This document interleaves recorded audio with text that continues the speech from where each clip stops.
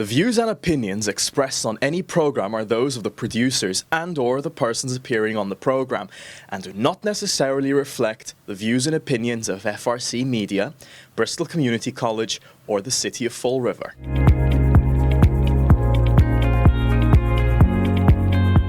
Happy Wednesday. Thank you for joining us here at FRC Media. Time for our weekly conversation with the Mayor of the City of Fall River, Mayor Paul Coogan, who joins us from Government Center. Mayor, how are you today? Doing great, Keith. How about you? I am doing very well. I want to start off with some financial questions. Last month, it was announced that the Chief Financial Officer, Bridget Allman, will be leaving the city's employ to work somewhere else. What's the update on filling her position, and how will it potentially impact budget preparations as the city plans for FY26? Well, we have a good team down there. We have some new people in some key positions, so I'm hopeful that the transition will go pretty smooth. It was extremely challenging to find a CFO last time, and we were lucky to get Bridget, but obviously she's moving on to some new challenges, and I'm sure she'll do great over there. It's just that we've already done a lot of the pre-work for the budget, and I'm not anticipating any problems. If you remember last time when Mary left, we had an interim come in right away, Eddie Capone. He had done it before, so he filled in for us, and I'm sure with the team we have downstairs now, they'll be able to pick up the slack. And so, work has already started on the budget. Any timeline and when you'd like to get someone in? I know you want to find the best person, right? Yeah, like I said, I believe we'll stay. We'll probably appoint an interim from someone from within side right now to make it as seamless as possible, and then we'll see what comes up down the road. I mean, it's just like it's like the chief of police. It's like a lot of the positions in here. The people that are in house, you give them a chance to see how they do, and hopefully they excel. I want to get some updates on some big projects in Fall River. Obviously, the Route 79 reconstruction project has been going on for a couple of years now. It seems that it started in 23, and now we're in our third year of full construction. Any update on that? As far as you know, things still moving as planned? And is there any update on how that land will be developed and who will make that decision? No, we have a couple of meetings coming up in the next few weeks to look at how that's going to come about. We're just not there yet. Is it going to be the state? Will the redevelopment authority have a piece of it? What's the city of Fall River's role going to be? Again, it is state land, so we want to make sure it benefits the city at the same time. They're great to work with. I don't see any problems going forward, so I'm sure we'll be able to take care of that.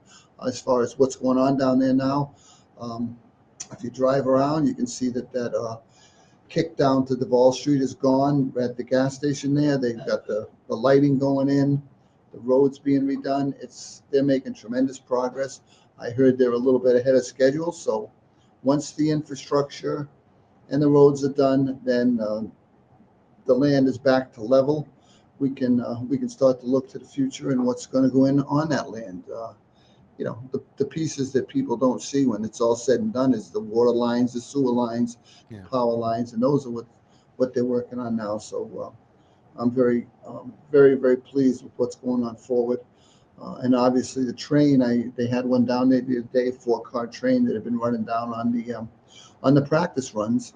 We're here in April or May of this year. They'll start running routes, which will be absolutely another bonus to the city. And it's all good along the waterfront. Work's going on, and Fall River's got a key piece in its future development almost ready to go. Shifting gears to the city's relationship with the Healey administration, tomorrow, as we're recording this, Governor Healey will be presenting her State of the State address. Is there anything, when you hear her, is there anything you need to hear from her or like to hear from her in terms of some of her initiatives for 2025 that may impact Fall River? One of the key ones that I listen for is, again, all of it's important to the city of Fall River, whether it's school funding, public safety, and I like to see what she puts in there for grants. Obviously, we're working on Pleasant Street. We want to make sure our schools are well funded.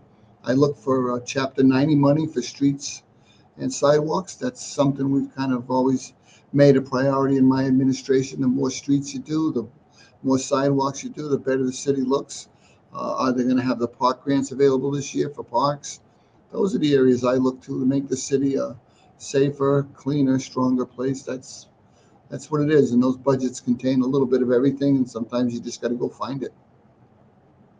And I know that back to public safety, the city just this week or recently received money from the state for public safety staffing grants, which will help fund the police department and the fire department. Those are just approved by the city council last night. How important is that to stabilize those two departments and making sure staffing stays where it is? It's very important. Senator Rogers always kind of spearheaded that, obviously, along with the rest of the local delegation. But it really helps fund overtime costs associated with our public safety agencies. It's very, very important. I think anything that takes the strain off the taxpayers in the city of Fall River is positive, and that those public safer grants are very, very important.